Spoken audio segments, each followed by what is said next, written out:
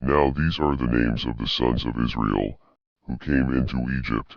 Every man and his household came with Jacob: Reuben, Simeon, Levi, and Judah, Issachar, Zebulun, and Benjamin, Dan and Naphtali, Gad, and Asher. All the souls who came out of the Jacob's body were 70 souls, and Joseph was in Egypt already. Joseph died, as did all his brothers, and all that generation.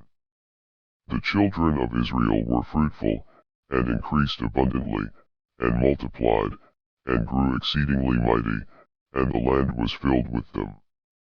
Now there arose a new king over Egypt, who didn't know Joseph. He said to his people, Behold, the people of the children of Israel are more and mightier than we. Come, let us deal wisely with them, lest they multiply. And it happened that when any war breaks out, they also join themselves to our enemies, and fight against us, and escape out of the land. Therefore they set taskmasters over them to afflict them with their burdens. They built storage cities for Pharaoh, Pithom and Ramses. But the more they afflicted them, the more they multiplied and the more they spread out. They were grieved because of the children of Israel. The Egyptians ruthlessly made the children of Israel serve, and they made their lives bitter with hard service, in mortar and in brick, and in all manner of service in the field, all their service, in which they ruthlessly made them serve.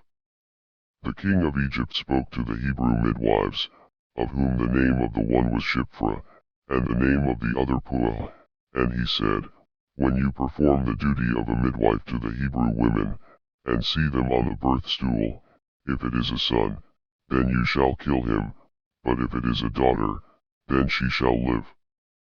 But the midwives feared God, and didn't do what the king of Egypt commanded them, but saved the baby boys alive.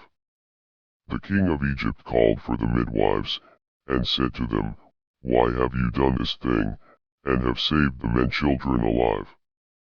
The midwives said to Pharaoh, Because the Hebrew women aren't like the Egyptian women, for they are vigorous, and give birth before the midwife comes to them. God dealt well with the midwives, and the people multiplied, and grew very mighty. It happened, because the midwives feared God, that he gave them families. Pharaoh charged all his people, saying, You shall cast every son who is born into the river, and every daughter you shall save alive.